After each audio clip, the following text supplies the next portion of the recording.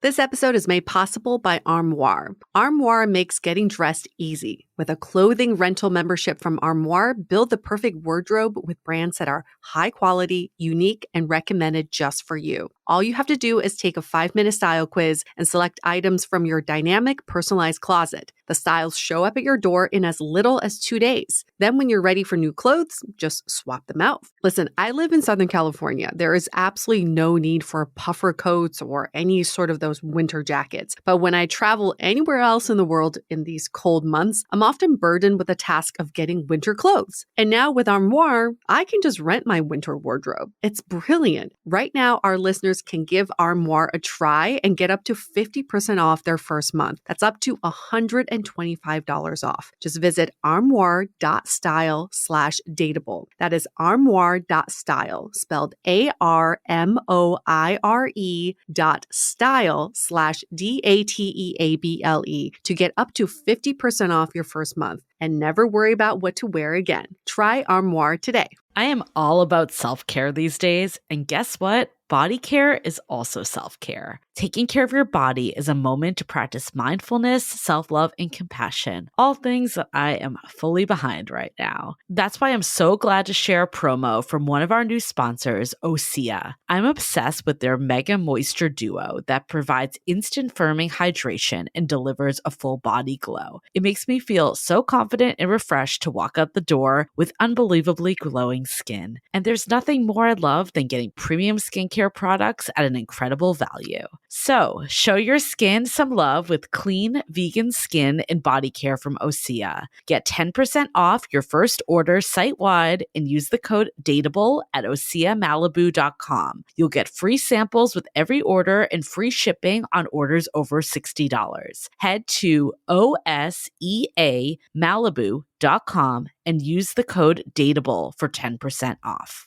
Welcome back to another Friday Quickie with yours truly, Julie. I've been really thinking a lot about just how every experience builds on one another. And we often look back at our dating and relationship history and look at what didn't work as failures. And, we want to learn from our mistakes so we don't repeat the same missteps again because we want something to actually work out, damn it. Of course we do. And, I'm a big proponent of doing this type of work, the reflection, the accountability, all that. But for this quickie, I want to actually focus on the opposite, looking at what did work from every situation, even if it didn't result in your lifelong partner. Because I truly do believe that every experience is a building block for that great relationship that's yet to come. So I guess to put it into terms, I wanted to look at my quick history and you can kind of see how every experience built on each other. In my early 20s, my relationships were more sexual. I say relationships in quotes. They were definitely more casual. I'd say we go out to the bars with our friends, then hit each other up at the end of the night. And, this wasn't the fulfilling relationship, but it did start to give me more confidence and comfort while dating. And, as someone that identifies as a late bloomer, I would say I kind of got into dating more in my 20s. This was really important for me to even see myself in a sexual way. So, at this stage, I was perfectly okay with this type of relationship as I was building other parts of my life. Ultimately, it wasn't what I wanted. And of course, eventually I outgrew this stage, but I think having this stage really was pivotal to getting me to the next one. And yeah, in my late 20s, I definitely started to open up a bit more, be more open to wanting a relationship, but I fell for people who didn't fully return my sentiment. They'd hook up with me and date me, but they would never fully commit to me. I was the queen of situationships before situationships was a word. And this showed me that at least I could open my heart to another person. And I was more open to a relationship than I had before. So I also learned hard lessons in this stage of life to take people's words at face value. When someone told me they didn't want a relationship, instead of trying to change and prove myself worthy,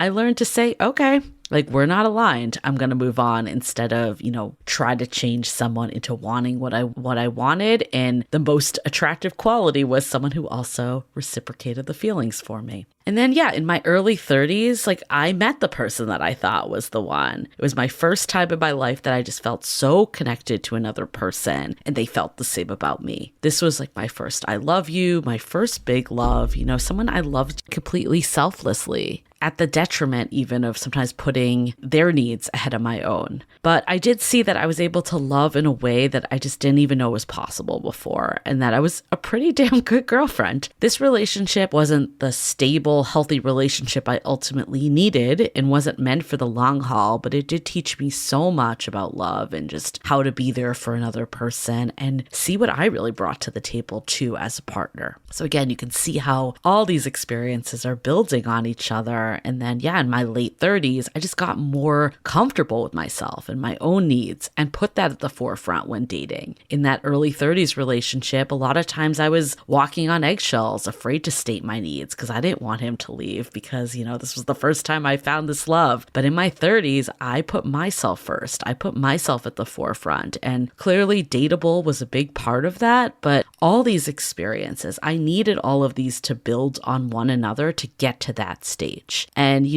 by doing that, I learned what I needed. I got more confident. I ultimately found a partner that not only was I in love with, but would be that rock and support system that I needed. And, this was the first time I finally met someone who could be my life partner, who was in it and committed just as much as I was. But this all took time. Looking back, it was a very gradual path. It didn't feel linear at the time, but looking back, I can see how everything built on one another. And, there were tons of first date situationships that went nowhere and a lot of heartbreak in between, but everything got me to where I am today. Every single situation I was in. And I'm so grateful for that looking back on it now. And, I remember after every breakup just thinking I'll never find someone that I'm this connected to or that I have this much chemistry with or even gets me the way that this person does. And every time, no fail, I found someone that understood me better, that was, a deeper connection. It was all gradually increasing, even though things didn't feel like they were clicking at the time. I was still maybe not the forever partner, but I kept getting closer. And that's what I encourage people to think about when things aren't going their way is, maybe you've been on a string of dates that didn't actually lead to a relationship, but maybe the quality of the person is getting more in line with who you ultimately want to be with. That's a win. All of this is a win if we can look at it. So if you're feeling stuck right now, I really encourage you to look back at your own history and how you've grown because, while I don't know you personally, I will bet your experiences have built on each other in one way or another. And I promise the best is yet to come. It really is because it's all building on each other and you'll be able to look back and see how you've grown through all of these experiences. So hopefully this was helpful. Hopefully it gave a little optimism and hope that, the person is around the corner. You're getting closer. Even if it doesn't feel like you're on the right path, you are. Just keep doing what you're doing, keep evolving, keep looking at how everything builds on one another, how you're growing,